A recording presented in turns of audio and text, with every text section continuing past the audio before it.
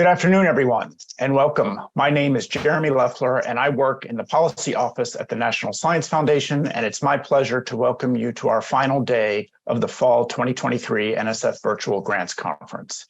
I am now pleased to present this session, which will cover sexual assault and harassment prevention and response from the NSF Office of Equity and Civil Rights. Good afternoon. My name is Anita Molina, and I am NSF Sexual Assault and Harassment Prevention and Response Program Manager within the NSF Office of Equity and Civil Rights. And I appreciate the opportunity to be here to speak with all of you this afternoon about the important work of our office. Just a little bit of background on our office. In August of 2022, NSF publicly released the USAP SAHPR Needs Assessment Report, which concluded that sexual harassment, stalking, and sexual assault are ongoing, continuing problems in the USAP community. Following the issuance of the SAHPR report, in September of 2022, NSF's director, Dr. Panchanathan, established the agency's Sexual Assault and Harassment Prevention and Response SAHPR Office within OECR, our Office of Equity and Civil Rights. We are NSF's central point of contact for reporting sexual assault, sexual harassment, and stalking matters in the United States Antarctic program. And we are also responsible for overseeing comprehensive prevention policies and practices for the agency.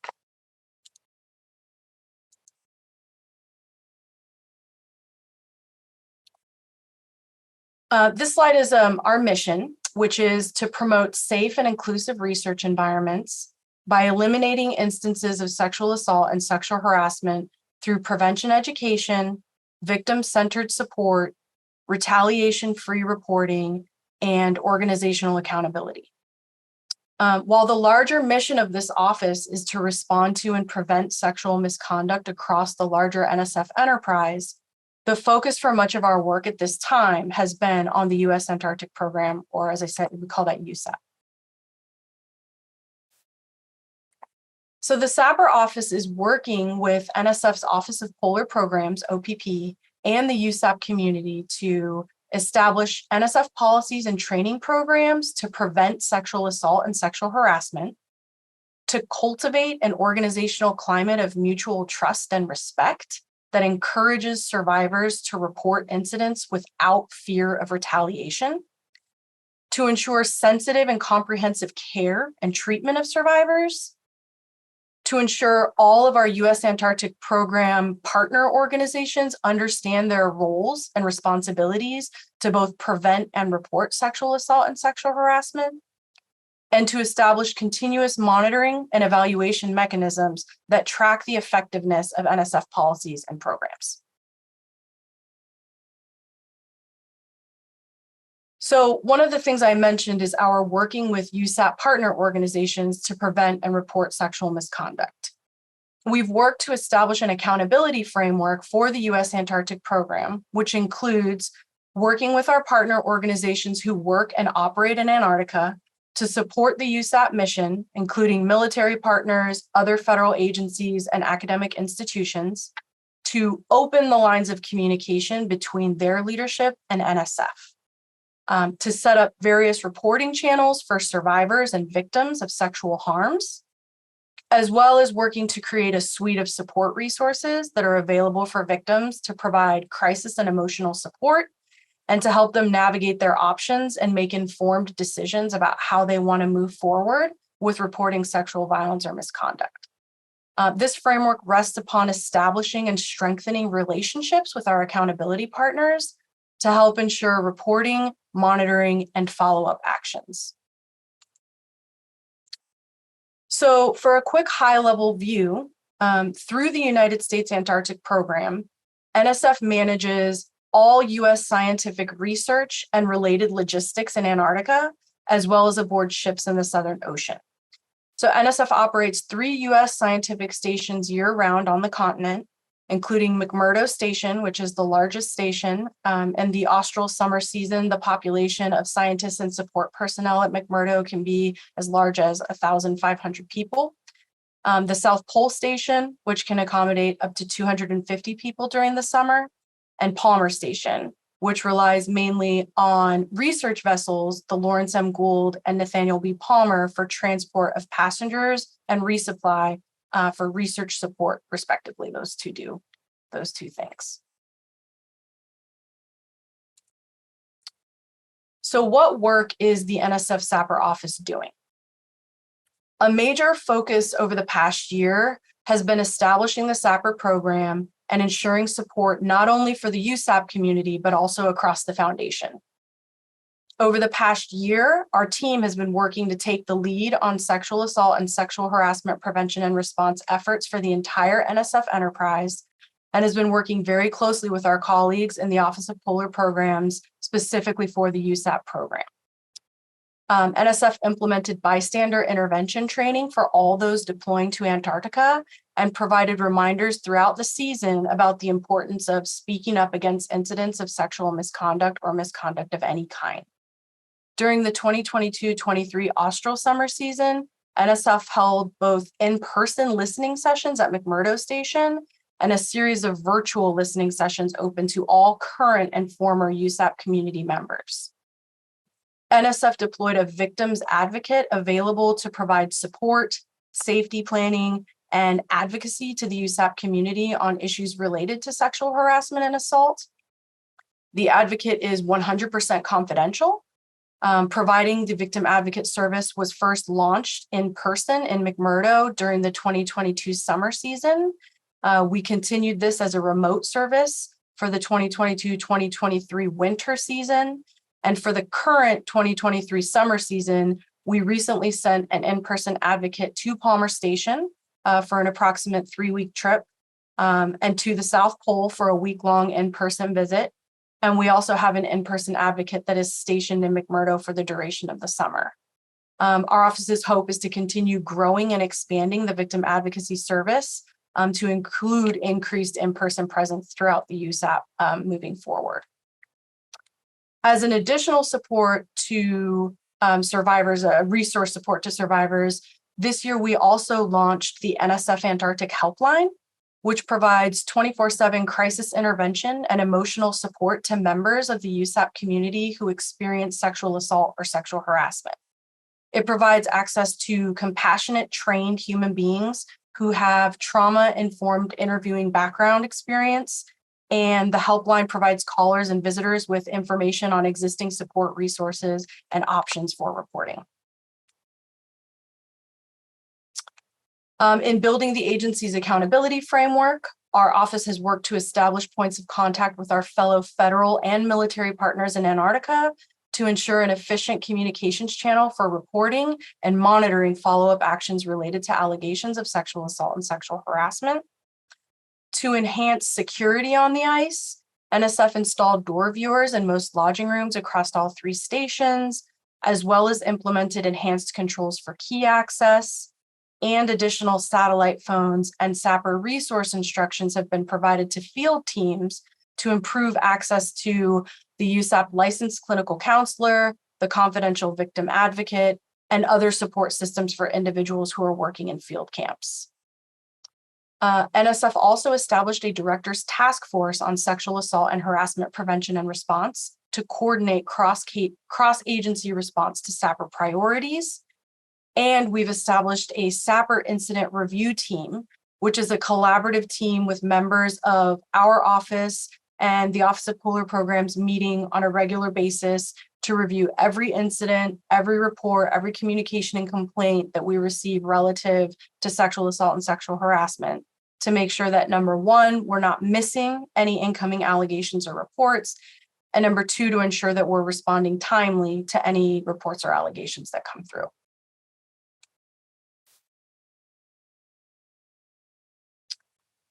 Upcoming USAP-specific SAHPR actions include NSF will be conducting our first USAP climate survey, which is a comprehensive culture and climate survey that we're hoping to disseminate in the coming months.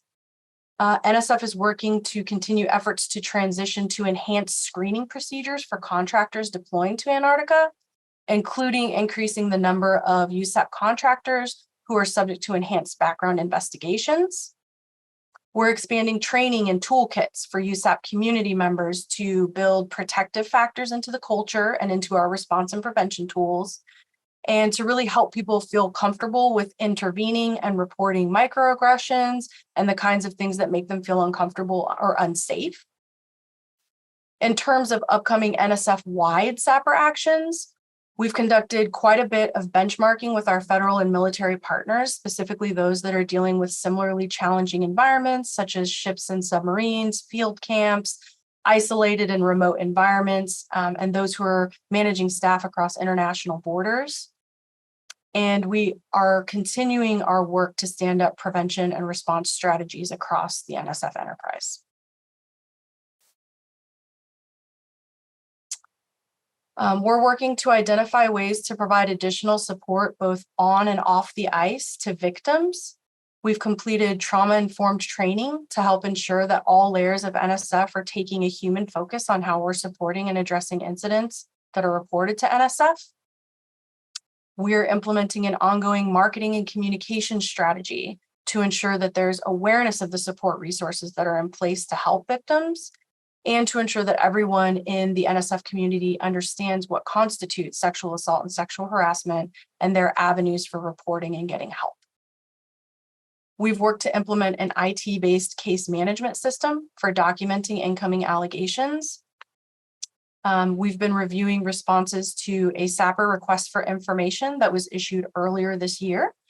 We've conducted quite a bit of market research of contract vendors to potentially partner with our agency and programmatic areas for our agency's prevention and response strategy, including culture change management, restorative practices, and mental health and advocacy services, and to expand SAHPR prevention and education efforts, increase engagement, and continue our work to create and foster a positive culture in which sexual harassment and assault are considered completely unacceptable.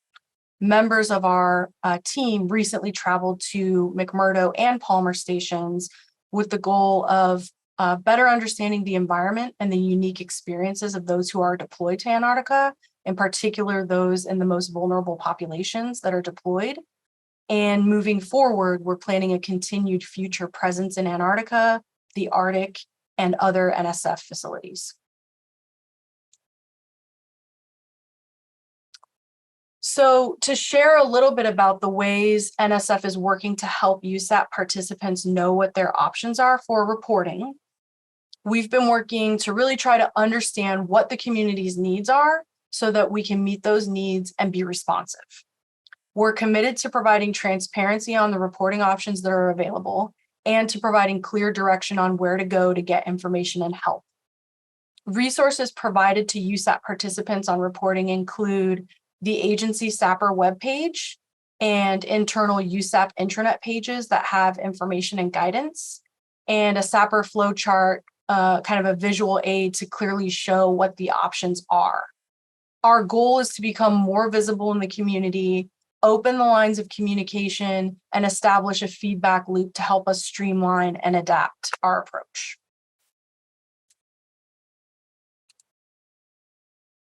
So what are the reporting options available? Currently, we have my office, the NSF SAHPR office, to report incidents of sexual assault, stalking, or sexual harassment. Send an email to saferscience@nsf.gov. You can report to the NSF Office of the Inspector General, responsible for investigating sexual assault, stalking, and other actions that may constitute criminal conduct. The OIG is composed of criminal investigators and investigative scientists and investigative attorneys. And then for those that are deployed on the ice, they can report to the McMurdo station manager, who is also a special deputy U.S. Marshal and has law enforcement responsibilities in Antarctica, with duties that include investigating certain alleged crimes that occur in the Antarctic. The support resources available, I mentioned the confidential USAP victim advocate, who can provide information about safety planning, reporting, possible accommodations, and information on other support resources that are available for members of the community. I mentioned the NSF Antarctic Helpline, as well as the licensed clinical counselor that is stationed in McMurdo Station as well.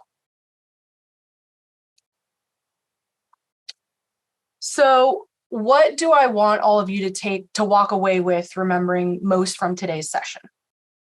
So first and foremost, I want you to know that NSF leadership is committed to combating sexual assault and sexual harassment throughout NSF. We don't want anyone to ever experience sexual violence or sexual misconduct in Antarctica or anywhere that science or education is conducted, including research stations, vessels, field sites, and NSF-funded programs. We take extremely seriously all allegations of sexual assault and sexual harassment, and we will take all reasonable steps to protect confidentiality, and any information provided to the office will be protected to the extent allowable by law. We are working to provide support resources to victims, as well as guidance and support for navigating the reporting and the referral process. If you have any additional questions about me or my office, you can reach out to me directly so that we can connect and talk more. I'm happy to speak with anyone about questions about our office, and we want to hear from you as well to get your feedback, your insights, your ideas, and suggestions for how NSF can help in this area. My contact information, I think we can share that in the chat, but you're also welcome to reach out to our office anytime by emailing saferscience@nsf.gov. I would like to offer some time now for any questions from attendees. And before we end the session, we'd also like to float some questions to the group so that we can gather information from you while we have you here with us today. We have some senior leaders from NSF who are listening. I have one of my colleagues is also here with me today. And we really want to hear from this group on different questions that I can pose now. But I want to leave room to check and see if anything has come in from questions first. Sure, Anita. We can go through some of the questions that have come in, and we can, if you wanted to engage through the chat as well, we can do that. In just looking at some of the questions here, the first one would be, can the training for the U.S. Antarctic program be for individuals that are deploying be available for review? That's a great question. I'm not sure about widely sharing the training. That would be something I would have to elevate up with our senior leaders in the Office of Polar Programs, but this is a good question. Yeah, Anita. Hi, everyone. My name's Sarah Williams. I work closely with Anita on the development of this office. And I did want to note, so the training itself is highly interactive. So while there's a slide deck associated with it, it's a lot of small group work, working through different scenarios that are posed.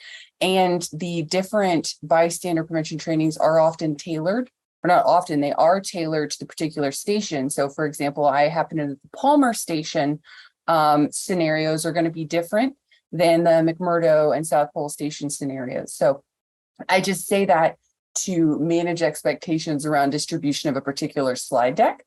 That being said, we absolutely will take this back to our colleagues in OPP and see what is there that we can share in the spirit of sharing, because we're here to learn from you as well. So thank you for that request. Okay, next question. Let's see.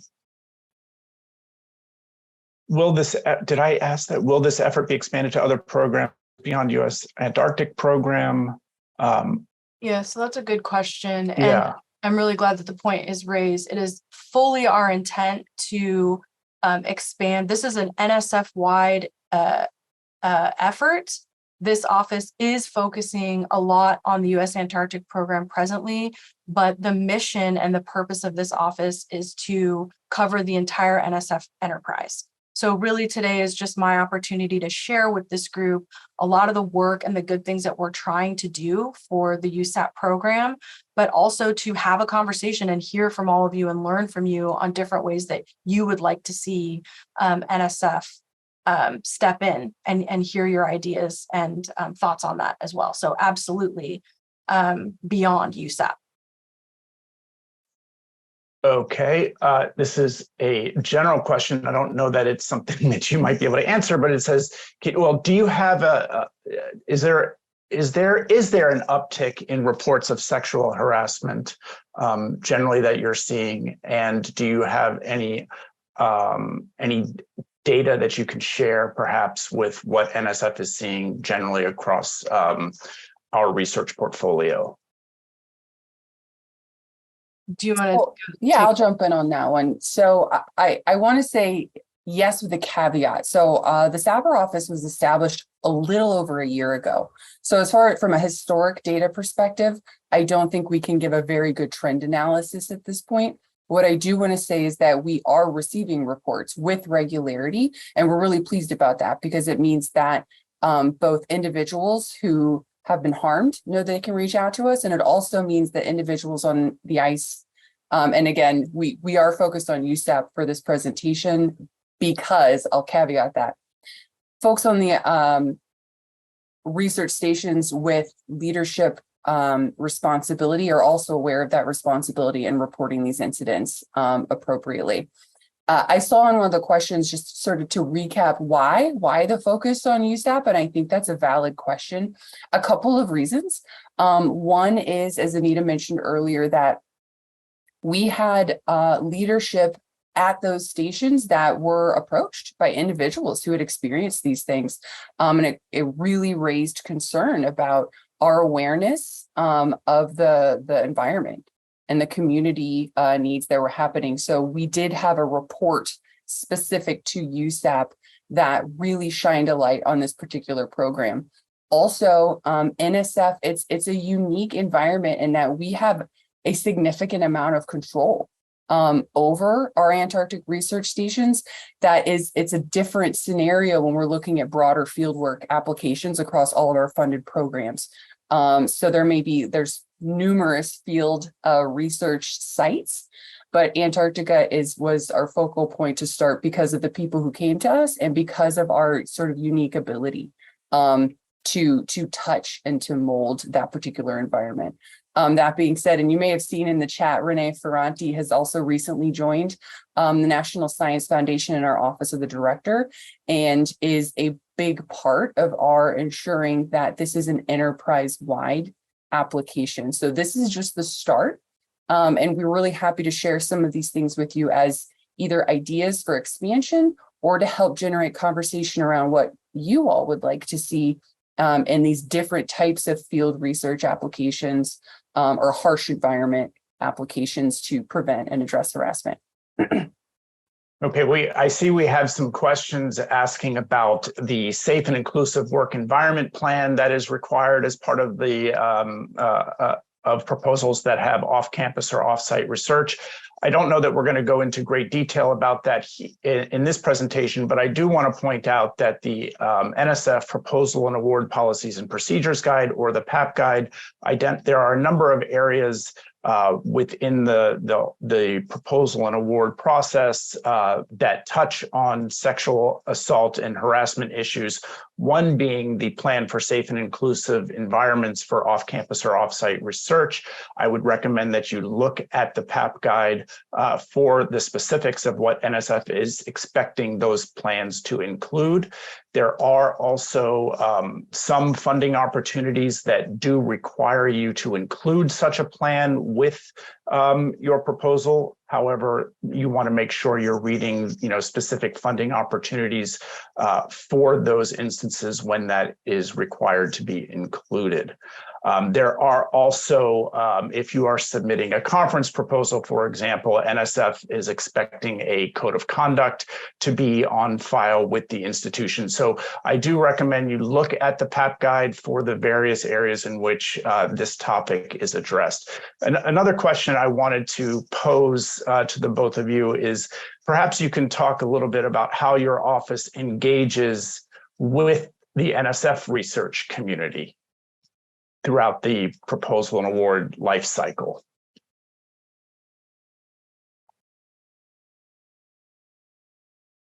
Well, and that's part of the reason why we're here today also is because we really want to open up the lines of communication between this community and our office so that we are engaging more and that people are feeling comfortable reaching out and asking questions and making recommendations to the agency on how they would like to see us being more involved in that area.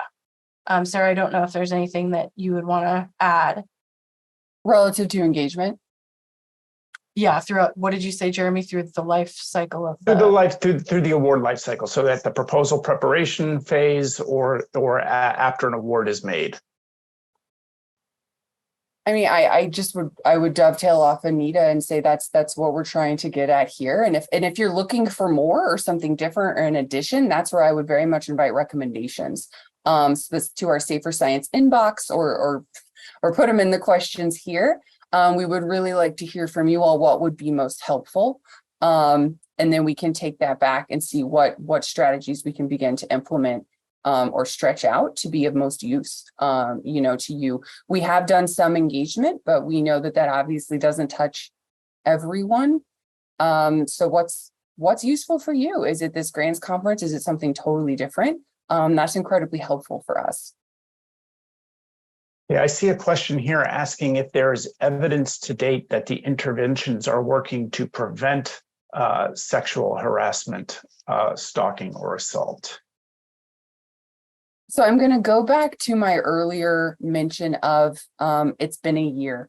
And I think I would really hesitate to, with such a short period of time, push that we have a data-based, evidence for a particular thing. What I will say is we are heavily engaged in evaluating all of our resources and trainings and interventions thus far. And anecdotally, we have received extremely positive feedback, in particular as it relates to our victim advocate, who is on site at McMurdo during the summer and has been expanded to be virtual and in short bursts in person at South Pole and Palmer. So anecdotally, very positive feedback. As far as data-based, we need more time to really make sure that we're intentionally evaluating the effectiveness.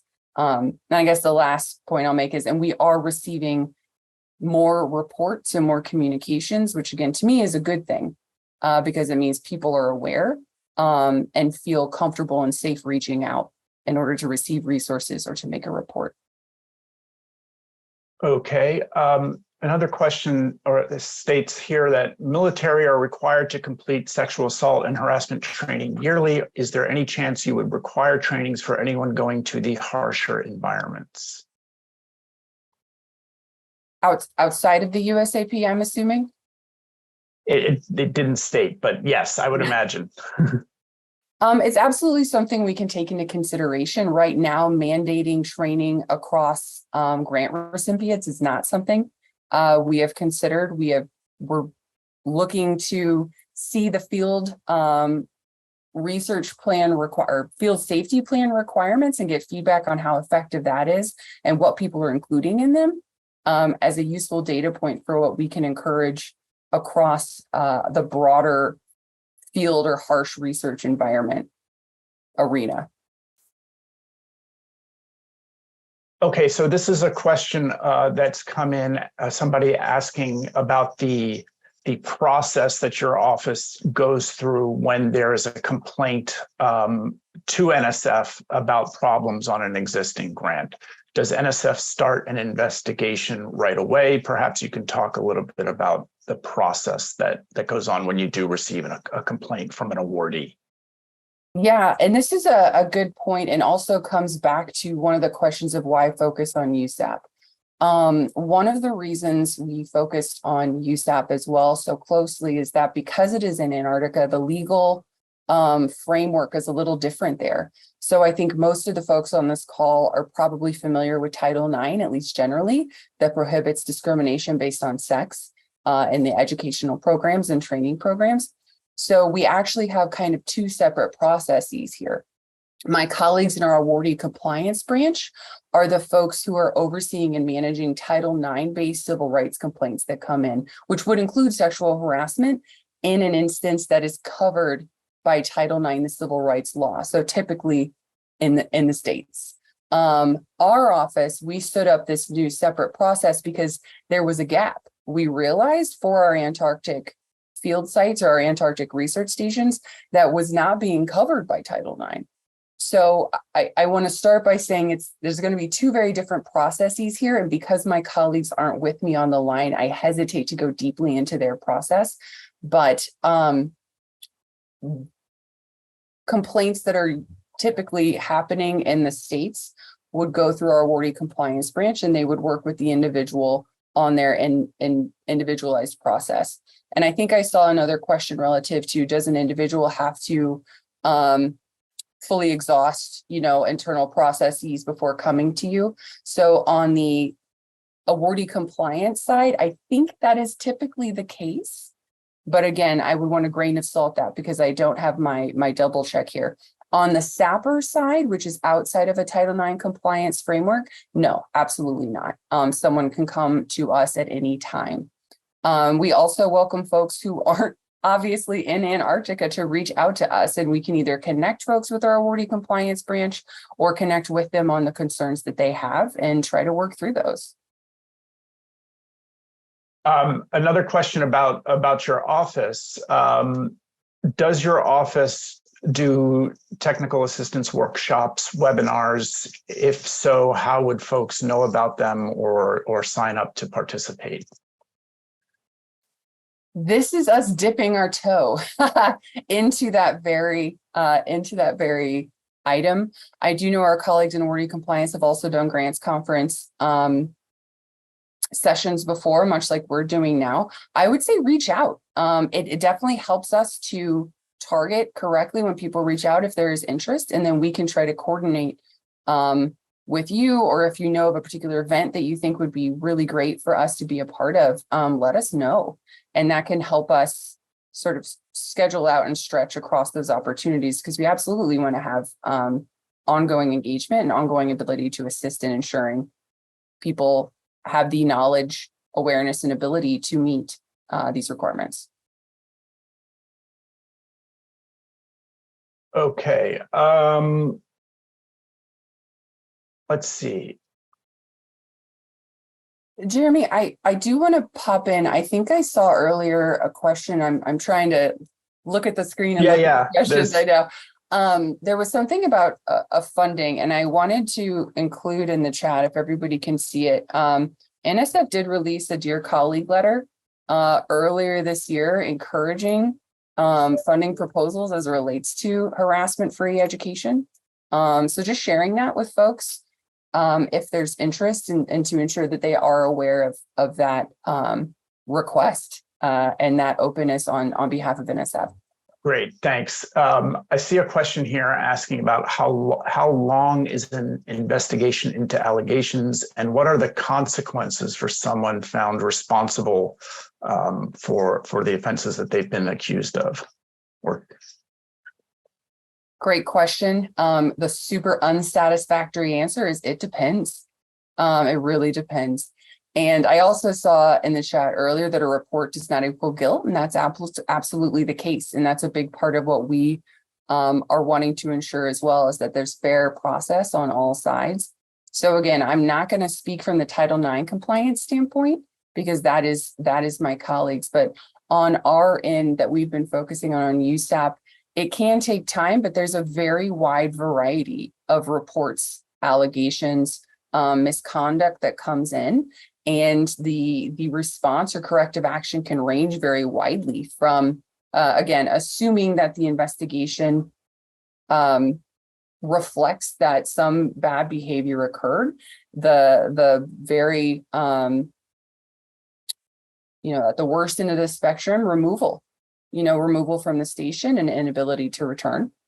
And then it can go all the way down to counseling, additional training, policy updates, communications, reminders broadly to the ICE. And there doesn't necessarily have to be a finding of guilt, for lack of a better word, for us to work with our partners to take some level of proactive action. If we see there's a pattern of inappropriate behaviors or jokes or something of that nature, we can also update our trainings to specifically address those, or offer communications or guidance to the broader population, letting them know that this XYZ is unacceptable and this is how we're going to address this in the future.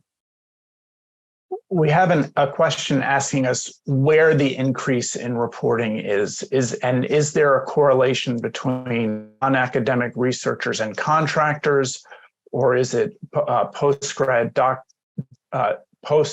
grad students? Where are we seeing this increase in reporting? I think the increase in reporting stems from us asking for it, frankly.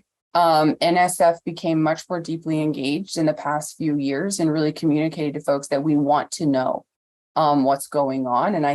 And we've really refined and simplified via our Safer Science inbox and the establishment of this office and made it a less confusing situation. It's very, very confusing and difficult for folks who have experienced harassment, in particular, if you're in a harsh, isolated environment with not great communication tools. So we have really tried to pinpoint to folks that, like, look, there's one place you can go, you get to us, and we will help you navigate the rest of this process, either via resources or via investigation or what you need in that moment. And I would say the increase again is based on this past year being able to see everything in one place. And as the years go by, I think time will tell and give us a better sense of, is there a true increase? Is there stabilization? Are we seeing changes? As far as correlation goes, I don't have the granularity of data in front of me. All I can say is that it impacts all populations that come to our research stations. So we're seeing reports across and impacting all populations on the ice. Okay. Another question is asking if NSF would consider expanding these programs to other forms of harassment, in particular discrimination or retaliation, and then uses the example, for example, disability discrimination. I think that's a really interesting suggestion. As far as, considering, we're open to considering everything. And whenever we can expand a service and make it as supportive and useful for the broader population, that's our goal. I was having a conversation with someone earlier, and, people do science, people support science. And that's really the core of our work, is making sure we're supporting folks that are there on the ground, making science happen. As speaking to a very specific type, I think we're going to take that under your advisement and discuss with all of our colleagues. I've seen there's a number of questions asking about the safe and inclusive plan for off-campus or off-site research. And I just want to mention that we have a session coming up this afternoon at 3:00. It's a proposal and award policy update where we're going to go into greater detail about the requirements for that plan, both what NSF expects to be in those plans, and then also the instances when those plans are required to be provided to NSF. So for those questions and for a deeper dive on that subject, I recommend coming to our session at 3:00 today. Let's see. Can you share any knowledge you might have regarding how institutions of higher education that receive NSF funding are responding to and developing internal policies and procedures to align with NSF requirements for sexual assault and harassment?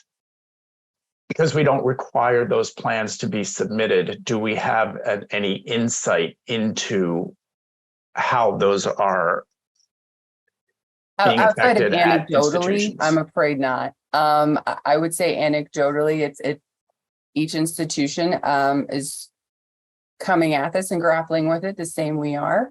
And that there's, again, the application of the field science is so different that there's a real uniqueness, I think, to a lot of the planning processes. If you're in an arid, if you're in a freezing environment, a hot environment, a team of 4, a team of 20. So we're seeing and hearing that there's a lot of variability in there. The one anecdotal note I will include is that what I have heard from a number of folks is that the more people on the research team that can be involved in the development of that plan has led to better buy-in and application of the plan in the field. So that's the one note I'll offer in response to that question. Okay, are there other things that you both feel you wanted to respond to during this session? Is there anything you wanted to put out to the attendees writ large here? How would you like to further engage? Yeah, so we had some conversation starters that we wanted to kind of float to see if there's feedback or ideas that people can share. The first question is, how does your organization create a culture where sexual misconduct isn't tolerated? Where you're at, from where you sit in your institution or organization, what are you seeing that helps with prevention and helps with creating and fostering a healthier culture? Any best practices or things that are working really well that you can share with us? Right, and you can put those comments into the chat. You should be able to provide that feedback into the chat right now. And Sarah is putting those prompts in there right now for you. Yeah, and that could be anything from prevention strategies, victim support services, things that you're seeing in safety plans to keep scientists and researchers safe. Like, we really just want to hear from all of you who are in the community and can share what you're seeing in your own institutions.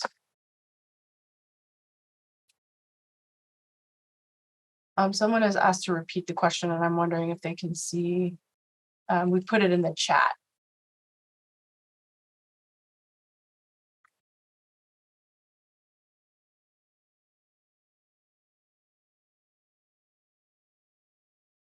I also noted, I saw it in the Q&A, someone mentioned, just while everyone's percolating on the question that we posed, noting it's possible that a similar number of instances happen, but were not reported prior to this. And that's absolutely the case. So one of the things we've also made clear to folks is there's no time limit in the SAHPR program. So whenever you're in a place where you feel prepared to report, that's something we are very willing and wanting to accept and be made aware of. So I think you made a very salient point, and not all of the reports we've received over this past year have been within this past year. It does span a fair amount of time of folks who have been impacted. One of the responses I'm seeing here is that, especially for research administrators at perhaps smaller institutions, it would be great if NSF could provide templates or examples that could help them build implementation plans, policies, best practices for their institutions would be helpful. Heard. Thank you. Thank you for that feedback. We'll absolutely pass it along. There are a lot of folks involved with the field safety requirement, and there's some ongoing pilots as well. So we'll definitely be sharing that with our colleagues. Thank you so much.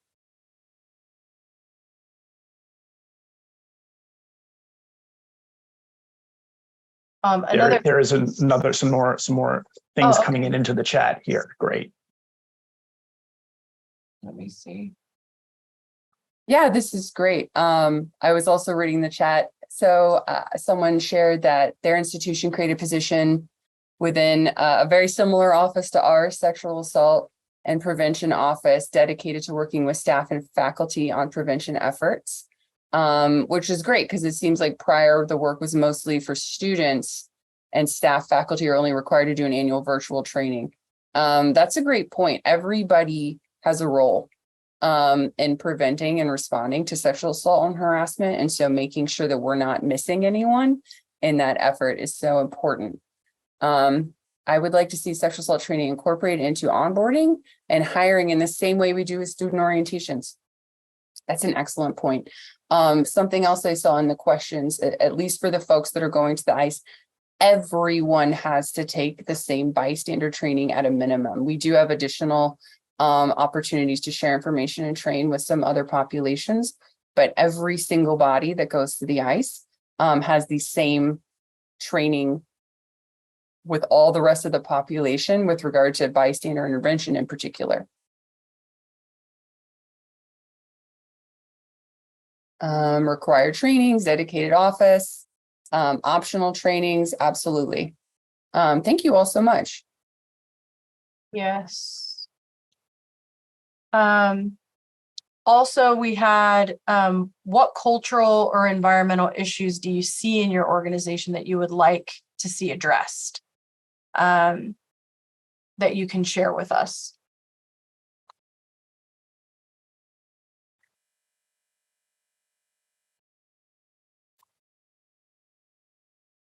Someone just added something I think is really great in the chat. I'm not going to read the whole thing, but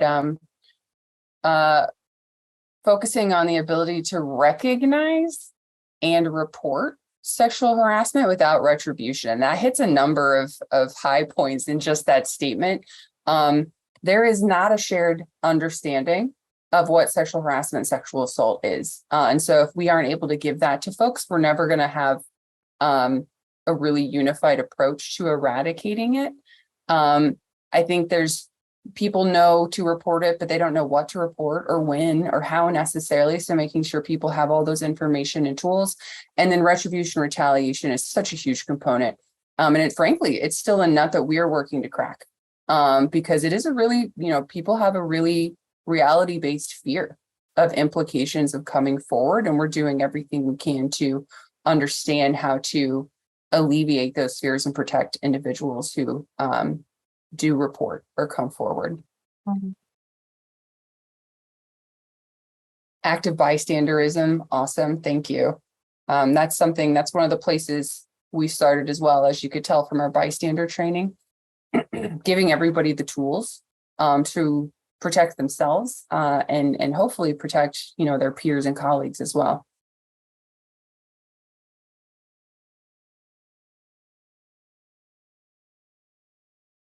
Power distribution. I'm losing my words, but power differentials. Thank you. That's another big piece.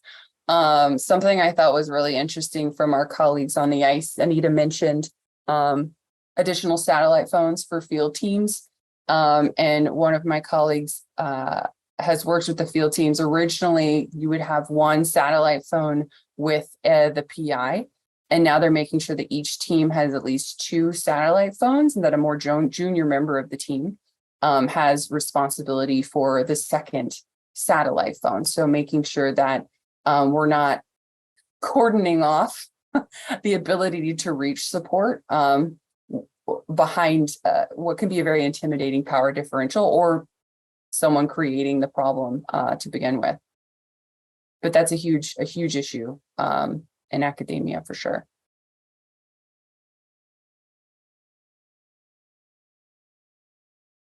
Oh, Anita just put in the next question in the chat. This has come up a few times, but our goal, as we mentioned, is not just Antarctica. So where would you like, to see us focus next? What would you like to see from NSF that would help more in these challenging research environments?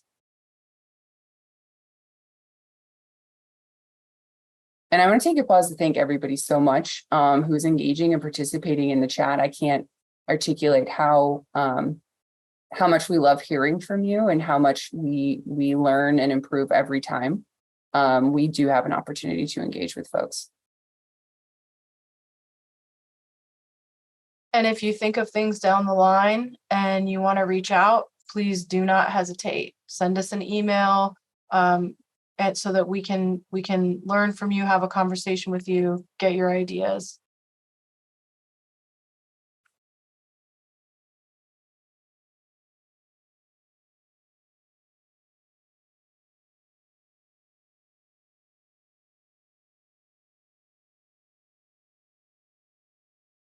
I'm watching our faces bounce between the chat and the Q&A, trying to make sure we're not missing everybody.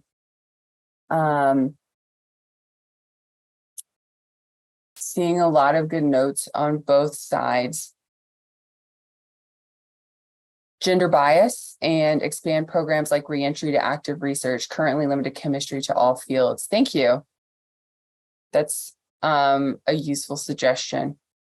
I can say one of the things our office director is incredibly interested and focused on is the application of restorative justice practices to acknowledge and to help to address the fact that harassment has a huge impact both on the individual who experiences it and the whole community around them. So beyond, reporting, addressing a specific incident, providing supportive resources, we're really interested in learning and understanding what can we do to bring the whole community back to as good a place as possible, as healthy a place as possible after they've experienced something of that nature. So I am going to cheat because it wasn't one of Anita's questions, but if anybody has any thoughts about the application of restorative justice practices as it relates to field research and harsh research environments, I know that's something that our office head would be really pleased to receive. Woo, they're coming in hot now.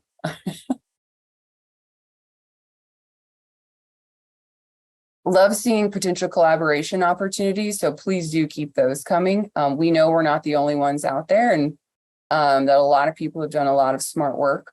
So we want to make sure we're connecting where we can, sharing best practices, not recreating the wheel, all that good stuff. Input into sleeping arrangements. Okay, thank you. And room assignments.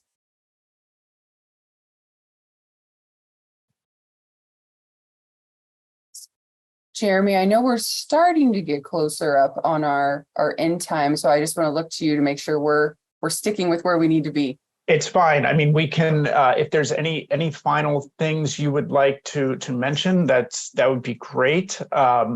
We certainly will we'll get all of this information and feedback to your office so that you have this information.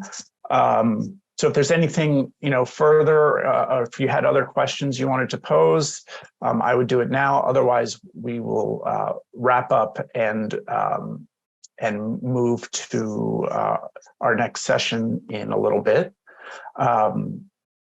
Yeah, one note, I'm going to double check their email address, but for the folks who were asking questions about the more Title IX based compliance process or the term and condition notification requirements, I'm going to put our awardee compliance branch email in the webinar chat because they would be the best direct source to answer those questions. And I don't want to leave you all hanging. So if you give me just a minute, I will double check that email address and pop it in the chat. Okay, so while you're doing that, let me just thank everybody for attending this session today. I want to thank our presenters for being here and engaging with you. I think this has been it's been a very good session, and I think we've got a lot of feedback and information from you all, and that's been great. So I want to thank you all again for attending, and have a great day. Thank you, everyone.